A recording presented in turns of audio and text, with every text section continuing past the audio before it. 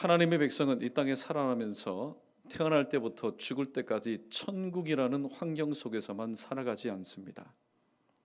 때로는 지옥과 같은 환경을 체험하기도 하고, 또 성경이 표현했던 것처럼 기가 막힐 웅덩이와 수렁 가운데 빠져서 살아갈 때도 있습니다. 또 사망의 음침한 골짜기 한복판을 나 홀로 지내는 것처럼 느껴질 때가 또한 있습니다. 오늘 우리는 열악한 환경, 이 냉혹한 환경과 이 현실과, 그러나 하나님의 약속 사이에서 우리는 살아가고 있습니다.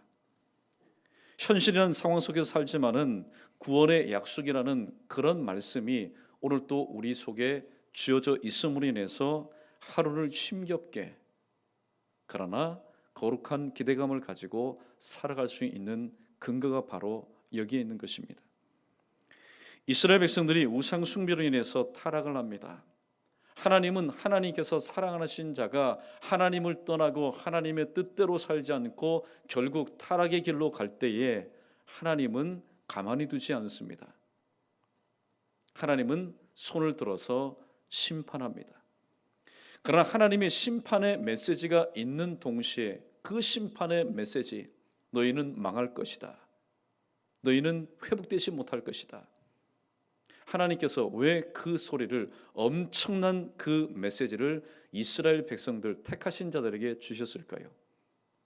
그러한 충격요법을 통해서 우리가 잘못되었구나, 우리가 하나님의 뜻대로 살지 못하는구나, 정말로 우리가 이 길을 끝까지 가다 보면은 멸망에 이르는 문을 지나서 멸망할 수밖에 없구나, 하나님께서 우리에게 마지막 회개의 기회를 주시는구나.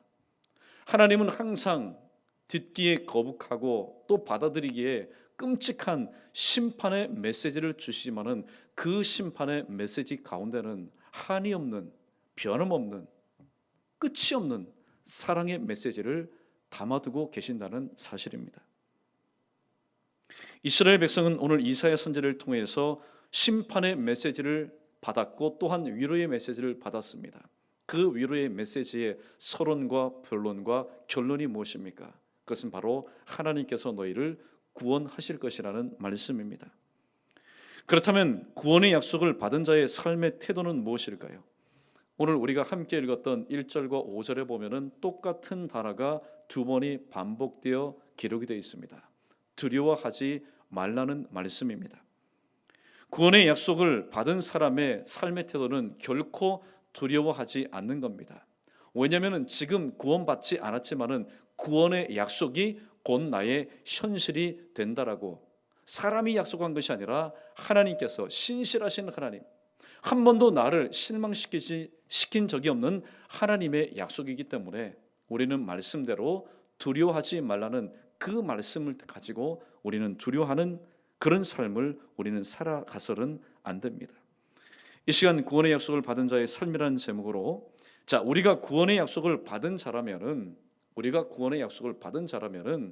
그러면 우리가 두려워하지 말아야 되는데, 두려워하지 말아야 될 이유를 분명히 또 알아야지 우리가 두려워하지 않을 수 있습니다. 사람이 그렇지 않습니까?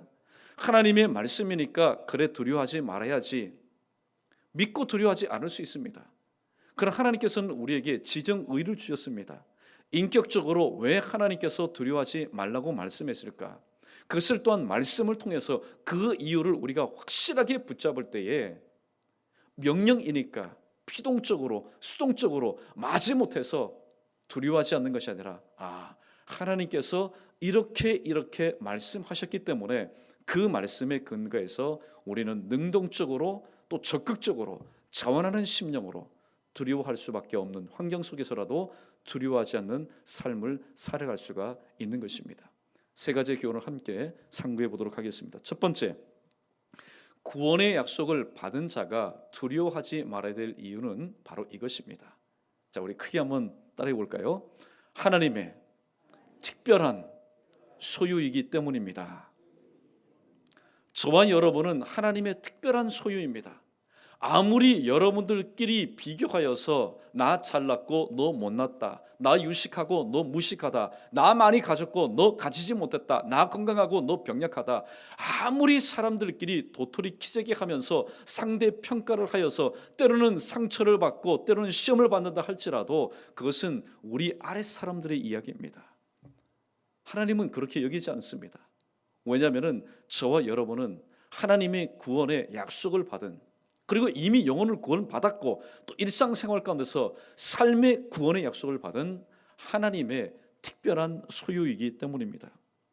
우리가 어느 정도로 하나님의 특별한 소유인지에 대해서 오늘 모세는 신명기 4장 7절 말씀을 통해서 이렇게 말하고 있습니다. 우리 신명기 4장 7절 말씀 함께 읽어봅니다. 시작. 우리 하나님 여호와께서 우리가 그에게 기도할 때마다 우리에게 가까이 하심과 같이 그 신이 가까이 함을 얻은 큰 나라가 어디 있느냐. 아멘. 또 잊어버리셨죠? 여러분 기억나실 때까지 제가 반복할 겁니다. 우리 다시 신명기 4장 7절 말씀 읽어봅니다. 시작. 우리 하나님 여호와께서 우리가 그에게 기도할 때마다 그 신이 가까이 함을 얻은 큰 나라가 어디 있느냐. 아멘. 우상의 특징이 뭔지 아십니까? 우상의 특징은요, 눈은 있지만은 보지 못합니다. 귀가 얼마나 잘생겼는지 모릅니다. 특별히 여러분 부채상의 귀를 한번 보십시오. 쭉 늘어진 게 옛날 사람들 복댕기라고 말하죠. 아무리 복댕기처럼 만들면 뭐합니까? 듣지를 못하는데, 또 입이 있어도 말하지를 못합니다. 손이 있어도 그 손 가지고 무엇 하나 만들지를 못합니다. 발이 있으면 못합니까? 가지를 못하는 걸. 그러나 하나님은 그런 분이 아닙니다. 하나님은 영이십니다. 눈이 없지만은 우리가 보는 것보다도 더욱더 정확하게 우리의 중심, 미래까지 보시는 분입니다. 입은 없으시지만은 우리와 늘 통행하시고 소통하시고 대화하시는 분입니다. 하나님은 귀가 없으신 분이지만은 우리의 부르짖는 소리와 우리의 신음하는 소리까지, 아니요, 신음하지 못하는 우리의 속의 부르짖음까지도 들어주시는 분입니다. 비록 손은 없으시지만은 말씀을 통해서 우리가 살아가고 있는 이 지구촌뿐만이 아니라 우주계와 은하계를 만드신 분입니다. 그리고 하나님은 발은 없으시지만은 하나님의 이름으로, 주님의 이름으로 부르짖는 자가 어디에서 무엇을 하든지 어떻게 하나님의 이름을 부르며 구원의 손길을 내밀든지 간에 하나님은 달려가실 뿐만 아니라 그들과 함께 하시는 분이십니다. 이스라엘 백성들에게 있어서 하나님은 이런 분이셨습니다. 이스라엘 백성들이 하나님의 이름으로 기도할 때마다 그들 가운데 가까이 하신 분들, 이 정도면은 이스라엘 백성들이 하나님의 특별한 소유로 대우받고 있다라는 증거 아니겠습니까? 그래서 하나님은 또한 마태복음 7장 7절에서 구하라 그러면 너에게 주실 것이요, 찾으라 그러면 찾아낼 것이요, 두드리라 그러면 열릴 것이라고, 이 믿음의 열쇠를 하나님 당신의 특별한 소유인 이스라엘 백성들에게, 그리고 신약을 살아갔던 초대교회 성도들과 오늘 우리에게 믿음의 열쇠라는 것을 주셔서 하늘의 기득권을 가지고 비록 이 땅에 발을 딛고 살아가지만은 이 땅에 막힌 것을 뚫고 닫힌 것을 활짝 열고 꼬인 것을 풀 수 있는 그런 능력을 우리에게 주셨습니다. 아무에게나 허락하시는 하나님의 능력이 아닌 것입니다. 특별한 존재에게는 특별한 대우, 보호와 인도가 뒤따릅니다. 우리 오늘 2절 말씀 우리 함께 읽어보겠습니다. 2절입니다. 함께 읽습니다. 시작. 내가 물 가운데로 지날 때에 내가 너와 함께 할 것이라.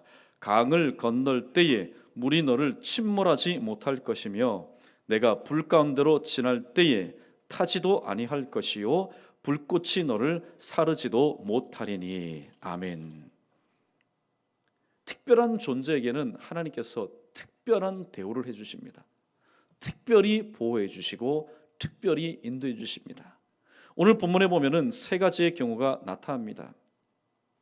먼저 이스라엘 백성을 향한 하나님의 특별 대우는 어떠한 모습으로 나타나셨을까요?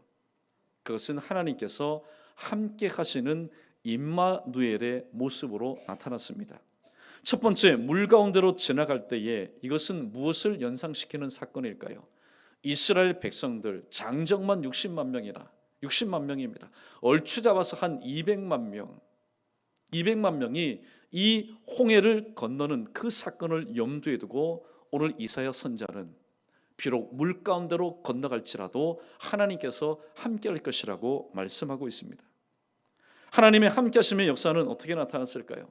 이스라엘 백성들 손실 제로입니다. 한 사람도 어린아이 한 사람도 이 홍해를 건너면서 실족하거나 빠져서 익사한 사람이 한 사람도 없습니다.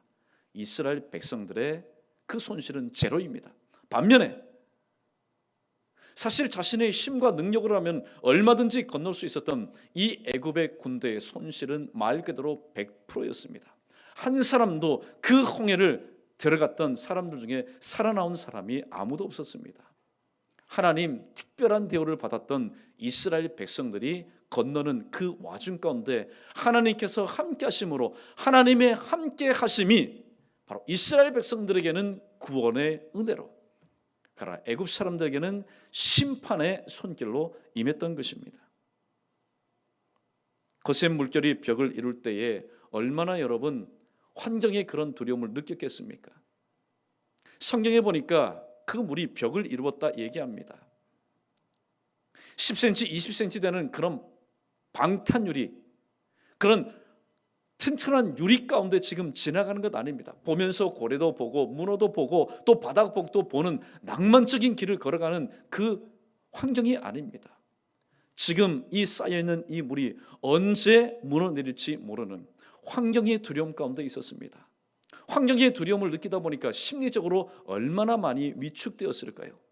그러므로 이스라엘 백성들의 그 마음이 정말로 온전히 순전히 하나님께만 향하였던, 어떻게 보면은 출애굽한 뒤에 그리고 광야에서 불평하기 직전까지 가장 순수한 모습으로 하나님 조금만요. 지금 육지가 저 앞에 있습니다. 나의 발이, 우리 일행의 발이 닿을 때까지 하나님 이 벽을 이룬 이 물이 제발 쏟아지지 않게 해주십시오. 정말로 깨끗하고도 순전한 모습으로 하나님의 도우심을 간구했을 것입니다. 그 간구, 그 중심을 보시고 하나님께서는 밤새도록 동쪽으로 부는 바람을 통해서 벽을 세워서 이스라엘 백성들의 한 사람, 마지막 나고자 한 사람이 바로 그 가나안을 향한 땅으로 올라갈 때까지 하나님은 그 세웠던 물벽을 지켜주시고 보호해 주셨던 것입니다. 또 두 번째, 강을 건널 때 이것은 요단강 도하 사건을 의미하고 있습니다. 오늘 요서는 이렇게 말합니다. 요단을 건널 무렵 때에 그 요단에 물이 넘실넘실 거렸다. 수위가 여러분 넘었습니다. 그런데 이스라엘 백성들은 건넜습니다. 어떻게 건널 수 있었을까요? 먼저 하나님의 법궤를 맨 제사장들이 그 흐르는 넘실넘실 거리는 그 물 가운데로 들어갔습니다. 사실 어떻게 보면 자살행위지요. 그러나 하나님의 명령을 따라서 하나님의 언약궤를 맨 제사장들이 그 물로 들어갈 때에 놀라운 사건은 흘러내려가던 물들이 끊어지게 되고 또 흘러내려오던 물들이 멈추게 되었습니다. 길이 생기게 된 겁니다. 이것은 어떤 징조일까요? 하나님께서 우리와 함께 하신 바로 증거였던 것입니다. 그래서 이 현장, 이 생생한 현장을 오늘 여호수아는 이렇게 증가하고 있습니다. 우리 여호수아서 3장 17절 말씀 자막 크게 읽어봅니다. 시작. 여호와의 언약궤를 맨 제사장들은 요단 가운데 마른 땅에 굳게 섰고 그 모든 백성이 요단을 건너기를 마칠 때까지 모든 이스라엘은 그 마른 땅으로 건너갔더라. 아멘. 오늘 출애굽 사건 이후에 홍해를 건넌 사건과 요단을 건너는 사건 가운데 똑같은 단어가 나옵니다. 그 단어가 바로 무엇인지 아십니까? 마른 땅을 건너갔다. 마른 땅을 건너갔다.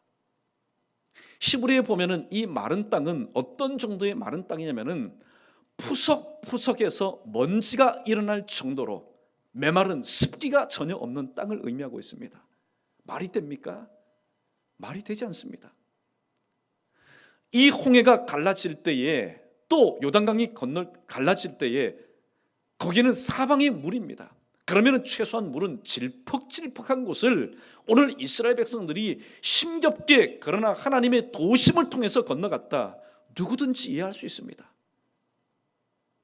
그러나 마른 땅으로 건너갔다. 먼지가 푸석푸석 날리는 습기라고는 전혀 찾아볼 수 없는 그 마른 땅으로 건너갔다. 이것이야말로 하나님께서 홍해 가운데 요단 가운데 함께 하신 증거 아니고 무엇이겠습니까? 세 번째, 내가 불 가운데로 지나갈 때에 이것은 풀무볼 속에 있었던 바로 세 친구의 모습을 바로 연상케 하는 말씀입니다. 우리 다니엘서 3장 25절 말씀 우리 계속해서 읽어보겠습니다. 시작. 왕이 또 말하여 이르되 내가 보니 결박되지 아니한 네 사람이 불 가운데로 다니는데 상하지도 아니하였고 그 넷째의 모양은 신들의 아들과 같도다 하고 아멘. 지금 이 느부갓네살 왕이 볼 때에 자신의 명령에 따라서 사드락과 메삭과 아벳느고가 평상시보다도 7배나 더 뜨겁게 한 그 풀무불 속으로 들어갔습니다. 얼마나 뜨거웠냐면은 이 사람들을 데리고 갔던 군인들이 바싹 타 죽을 정도였습니다. 그런데 잠시 후에 오늘 본문 말씀을 보니까 왕이 또 말하여 이르되 내가 보니 환상이 아닙니다. 실질적으로 그 엄청난 열기를 온몸에 받으면서 그 안에 있는 상황을 바라보면서 이렇게 고백합니다. 결박되지 아니한 네 사람이 불 가운데로 지나가는데 상하지도 아니하였고 그 넷째의 모양은 신들의 아들과 같았도다. 하나님을 인격적으로 알지 못했던 이 느부갓네살 왕은 이렇게 표현하였습니다. 불 가운데 함께 계시는 하나님을 신들의 아들과 같았도다, 그렇게 표현하고 있습니다. 오늘 왜 사드락과 메삭과 아벳느고가 불 가운데 들어갔지만은 죽임 당하지 않고 그 가운데 계신 하나님과 함께 거니는 그런 삶을 살았을까요? 분명히 보니까 결박한 채 떨어졌습니다. 그런데 느부갓네살 왕이 볼 때는 결박되지 않는 모습으로 자유롭게 불 가운데를 거닐고 있었습니다. 우리는 이 말씀을 어떻게 해석할 수 있을까요? 요한복음 8장 32절에 보면은 이런 말씀이 있습니다. 한번 크게 한번 따라해 보겠습니다. 진리를 알지니 진리가 너희를 자유케 하리라. 진리는 누굽니까? 요한복음 14장 6절 내가 곧 길이요 진리요 예수 그리스도를 인격적으로 만나고 그 주님과 함께하는 자는 진리가 자유케 하리니. 어느 환경 가운데서도 자유케 합니까? 불 가운데서도 자유케 합니다. 분명히 결박된 채 꽁꽁 묶인 채 불 속에 떨어졌지만은 진리신 예수 그리스도께서 함께 하실 때에 그 불이라는 환경 가운데서라도 자유하는 마음으로 자유하는 행동거지를 통해서 다닐 수 있었다라는 것. 이것은 사람이 할 수 있겠습니까? 여러분, 대통령이 불 가운데 빠진 사람을 구해낼 수 있겠습니까? 아무리 마음은 있어도 그렇게 하지 못하는 것이 인간의 한계입니다. 그러나 늘 우리와 함께 하시는 하나님은 우리 인간의 한계 속에서도 함께 하셔서 역사하지만은 인간이 감당할 수 없는 초자연적인 환경 가운데서도 함께 하셔서 구원의 약속을 받은 자를 하나님께서는 반드시 회복시켜 주시고 반드시 그를 구원하여 주신다고 말씀하고 있습니다. 이는 하나님 자신의 소유에 대한 바로 특별한 대우를 보여주고 있습니다. 이 시간 여러분 아부하는 말이 아닙니다. 이 오늘 첫 번째 대제의 말씀을 근거해서 우리 옆에 있는 성도를 향해서 이렇게 우리 크게 한번 축복해 보겠습니다. 한번 따라해 보십시오. 당신은 하나님의 VIP입니다. 그냥 들어서 기분 좋아하지 마십시오. 여러분은 영적인 자긍심을 가지십시오. 맞다. 나는 세상의 VIP, 어떤 음식점의 VIP가 아니라 하나님께 나는 VIP다. 왜냐하면 다른 것 없습니다. 나는 하나님의 특별한 소유이기 때문에 불 가운데서도 건짐받는, 물 가운데서 건짐받는, 강 가운데서 건짐받는 인간의 한계 상황 밖에서도 나의 아버지신 하나님께서 나를 구원해 주시는 특별한 대우를 받는 하나님의 자녀이니 저와 여러분 우리가 하나님의 VIP가 아니고 무엇이겠습니까? 이러한 자긍심을 가지시고 어떠한 상황 가운데 있다 할지라도 그 상황에 굴복하여서 답지 못한 언행 심사를 통해서 하나님의 영광을 가리우지 마시고 오히려 열악하면 열악한 환경일수록, 절망이면 절망일수록, 안 되면 안 될수록, 불가능이면 불가능의 환경일수록 하나님 나와 함께 하심의 증거를 나타내어 하나님의 그 이름의 영광을 다시 한번 드높일 수 있는 저 여러분 우리 모두 되기를 주님의 이름으로 축원합니다. 두 번째, 구원의 약속을 받은 자가 결코 두려워하지 말아야 될 이유가 바로 여기에 있습니다. 그것은 하나님이 우리의 유일한 구원주이시기 때문입니다. 우리 계속해서 3절 말씀 읽어보겠습니다. 3절입니다. 시작. 대저 나는 여호와 내 하나님이요 이스라엘의 거룩한 이요 내 구원자임이라. 내가 애굽을 너의 속량물로 구스와 스바를 너를 대신하여 주었노라. 아멘. 사람에게는요, 이것은 있는데 이것이 없습니다. 사람에게는 구원에 대한 마음은 있는데 사실 구원할 수 있는 능력이 없습니다.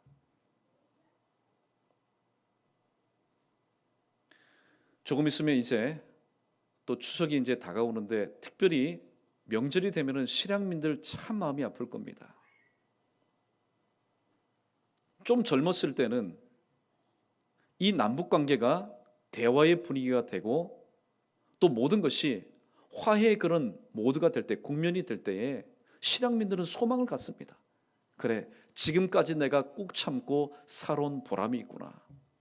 살아온 보람이 있구나. 그런데 요즘처럼 핵실험 소리가 들리고 또 화면마다 그 무시무시한 불길들이 화면을 통해서 온 국민의 마음을 불안케 할 때에 가졌던 그런 소망은 절망으로 바뀌어 버립니다. 맞다, 내가 젊었을 때는 그래도 무엇인가 할 수 있었는데 지금 거울 앞에 비춰진 내 모습을 보니까 80, 90, 100입니다. 소망이 없습니다. 때가 되면은 나 돌아가서 살아계실지도 모르는 그 부모님과 형제자매와 함께 조우해서 그동안에 못 나왔던 짧지만은 정을 함께 나누어 보리라. 그들을 내가 이 손으로 구원해 내리라. 내가 일평생 내가 짧지만은 내가 그들을 모시리라. 그런 마음만 있습니다. 우리에겐 그런 마음만 있습니다. 구원할 수 있는 마음만 있지만은 우리에게는 능력이 없습니다. 그러나 오늘 성경은 말씀합니다. 마음뿐만이 아니라 뜻뿐만이 아니라 계획뿐만이 아니라 이 모든 것을 반드시 실행하시는 하나님에 대해서 오늘 이렇게 소개하고 있습니다. 우리 이사야 49장 24절로 25절, 우리 자막 중요한 말씀이니까 우리 다시 한번 크게 읽어보겠습니다. 시작. 용사가 빼앗은 것을 어떻게 도로 빼앗으며 승리자에게 사로잡힌 자를 어떻게 건져낼 수 있으랴. 여호와가 이와 같이 말하노라. 용사의 포로도 빼앗을 것이요 두려워하는 자의 빼앗은 것도 건져낼 것이니 이는 내가 너를 대적하는 자를 대적하고 내 자녀를 내가 구원할 것임이라. 아멘. 사랑하는 성도 여러분, 용사가 빼앗는 것을, 용사에게 빼앗긴 것을 빼앗을 수 있는 사람이 있습니까? 승리자의 지금 손에 있는 그 전리품을 저거는 내 건데 저거는 내 건데 여러분 마음만 있다고 해서 그 승리자의 손에 있는 것을 내가 다시 내 것으로 쟁취할 수 있겠습니까? 세상의 논리로는 어림 반프러치도 없는 얘기입니다. 그러나 오늘 이사야 선지자의 입을 통해서 여호와가 이같이 말하노라. 용사의 포로도 빼앗을 것이요. 누가요? 오늘 성경에는 생략이 됐지만은 내가 빼앗을 것이요. 두려워하는 자의 빼앗은 것도 건져낼 것이니 누가요? 내가 빼앗을 것이요. 이는 내가 너를 대적하는 자를 대적하고 내 자녀를 내가 구원할 것이라고 하나님께서 그렇게 말씀하고 있습니다. 하나님은 우리가 불가능하게 여기는 것을 하나님은 가능케 만드시는 분입니다. 우리가 꿈만 꾸는 일들을 나의 구체적인 현실이 되도록 만드실 뿐만이 아니라 모든 것을 하나님의 뜻대로 이루어 가시는 분이 바로 하나님이십니다. 그래서 하나님은 나의 구원주이신데 그 말로는 너무나 부족합니다. 하나님은 바로 나의 이 불가능을 가능케 하고 꿈만 같은 일을 나의 구체적인 바로 현실이 되게 하시는 진정한 구원주라는 사실을 우리는 오늘 이사야 49장 24절과 25절 말씀을 통해서 우리는 깨닫게 됩니다. 저도 자녀를 가진 부모입니다. 여러분도 다들 자녀가 있지 않습니까? 또 하나님의 은혜 가운데 자녀뿐만 아니라 신앙의 3세대 손들까지 여러분 다들 함께 살고 있지 않습니까? 그런데 가만히 보면은 저도 또한 우리 부모님에게는 한때는 기도 제목의 아들이었을 겁니다. 여러분도 마찬가지입니다. 내가 부모님 때의 기도의 제목이었듯이 내 자식도 또 그 자녀의 자녀들도 그 부모에게는 항상 기도의 제목일 수밖에 없습니다.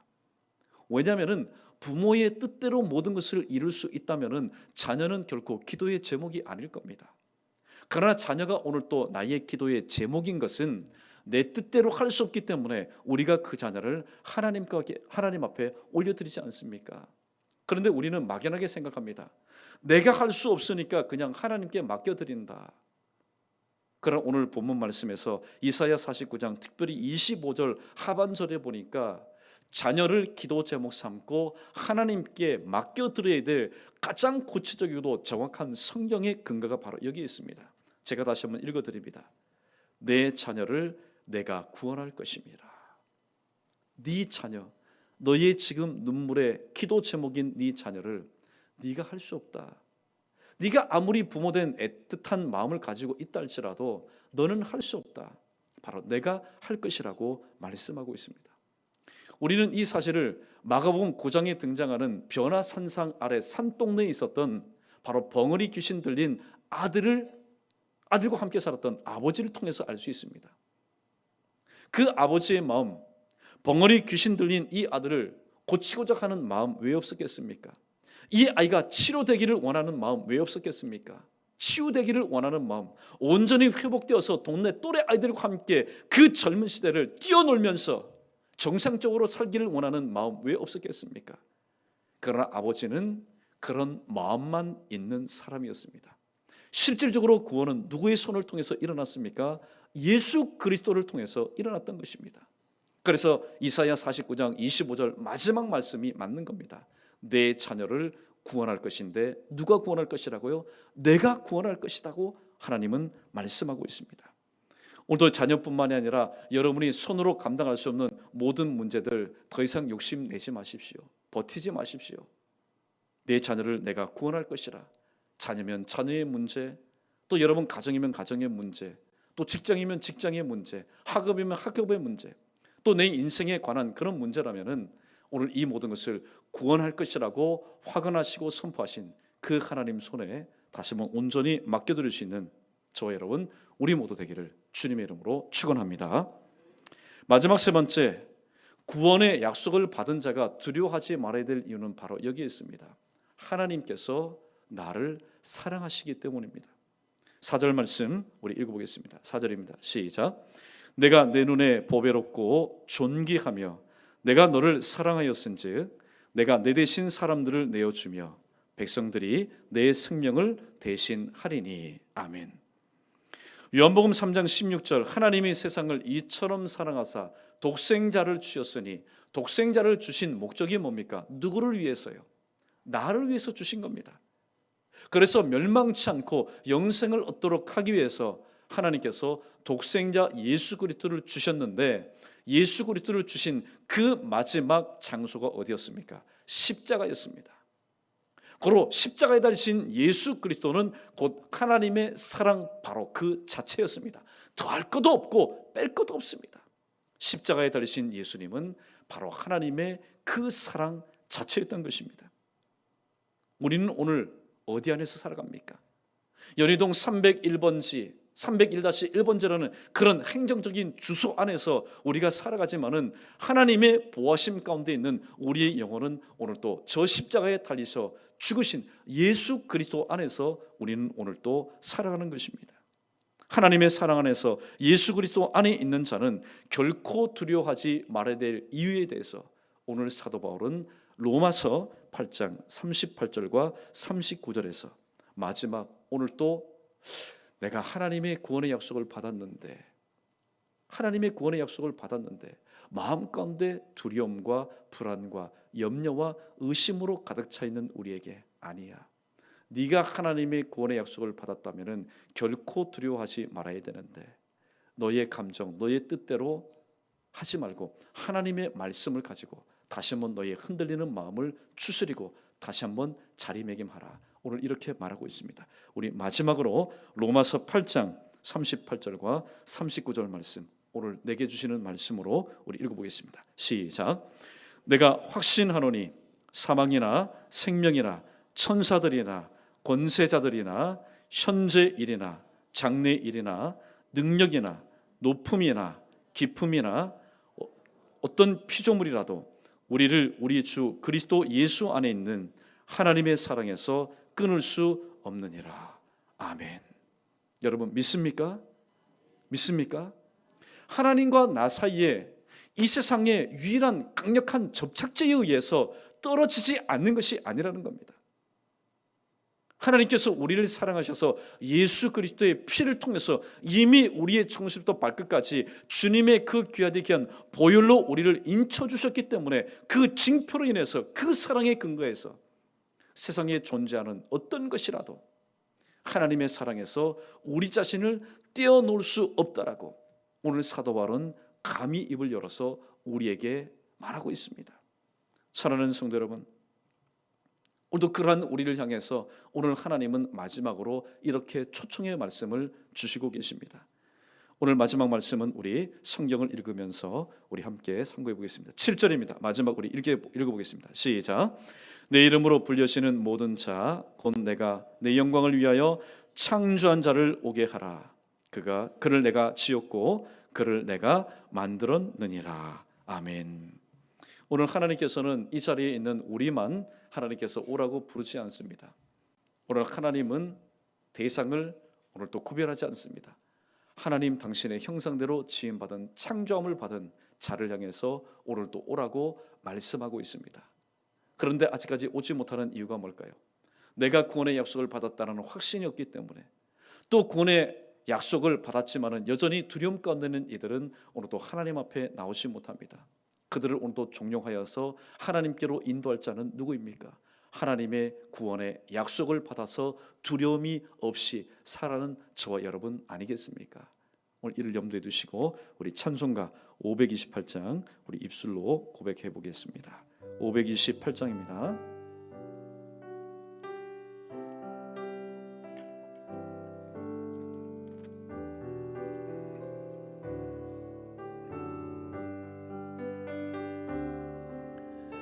예수가 우리를 부르는 소리 금성 부드러워 문 앞에 나와서 사면을 보며 우리를 기다리네.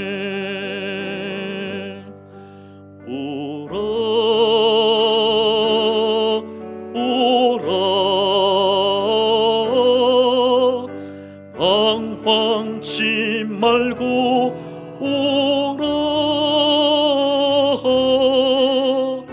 죄 있는 자들아 이리로 오라. 주 예수 앞에 오라. 간절히 오라고 부르실 때에 우리는 지체하려. 주님의 은혜를 왜 아니 받고 못 들은 채 하려나.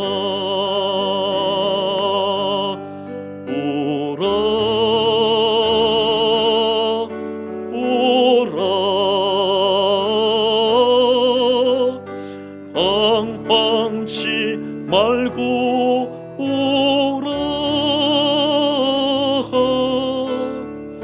죄 있는 자들아 이리로 오라. 주 예수 앞에 오라. 세월이 살같이 빠르게 지나 세월이 살같이 빠르게 지나 쾌락이 끝이 나고 사망의 그늘이 너와 내 앞에 둘리며 거리우네. 오라 오라 방황치 말고 오라. 죄 있는 자들아 이리로 오라. 주 예수 앞에 오라. 우리를 위하여 예배 두신 우리를 위하여 예비해 두신 영원한 집이 있어. 죄 많은 세상을 떠나게 될 때 영접해 주시겠네. 오라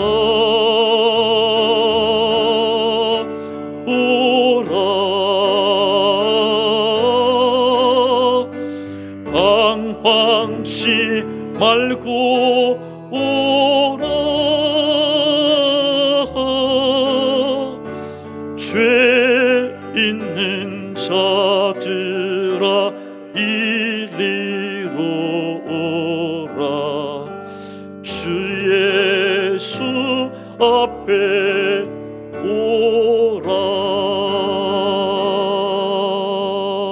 오라. 아멘. 누가복음 15장의 말씀이 불현듯 생각이 납니다. 둘째 아들이 자신의 재산 3분의 1을 뭉턱거려서 가지고 나갈 때에 아버지가 그냥 가만히만 있지 않았을 겁니다. 듣든지 아니 듣든지 말하였을 겁니다. 그 마지막 음성이 무엇이었을까요? 언제든지 나에게 돌아와라. 네가 돌아오면은 내가 너를 영접해 주겠다. 둘째 아들 콧방구 치고 콧방귀 끼며 나갔습니다.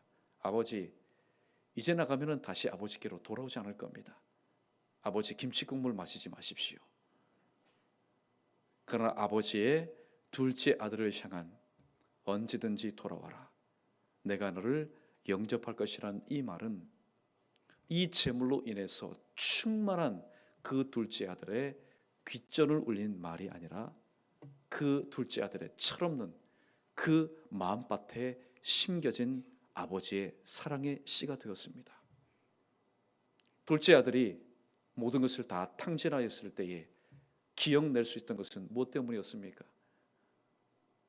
우리가 새벽 시간을 통해서 말씀한 것처럼 돌아오려면은 그냥 의지만 있다고 해서 우리가 돌아올 수 없는 겁니다. 내가 돼지 우리 안에 있다 할지라도 말씀을 붙잡아야 됩니다. 붙잡을 돈 아무것도 없습니다. 붙잡을 사람 없습니다. 그러나 둘째 아들 그 마음, 그 영혼 깊숙이 해서 내가 아버지의 것을 가지고 나올 때에 아버지가 내 뒤를 향해서 하신 그 말씀, 언제든지 돌아와라. 내가 너를 영접하리라는 그 말씀, 그 구원의 약속을 붙잡고 아들은 죄의 모든 것을 벗어던지고 돼지 우리안을 떠나서 아버지에게로 왔습니다. 아버지에게로 왔을 때 아버지는 신실한 아버지입니다. 우리 같으면 불호령을 낼 겁니다. 집안에 들이지도 않을 겁니다. 오히려 사람을 사서 내쫓을지도 모릅니다. 그러나 하나님 아버지의 마음은 우리의 마음과 다르기 때문에 아버지가 내뱉었던 그 말 시건치 않았습니다. 있는 그대로 올 때 묻지 않고 영접해 줄 뿐만 아니라 그 둘째 아들은 아버지에게 있어서 특별한 존재였기 때문에 특별한 대우를 하였습니다.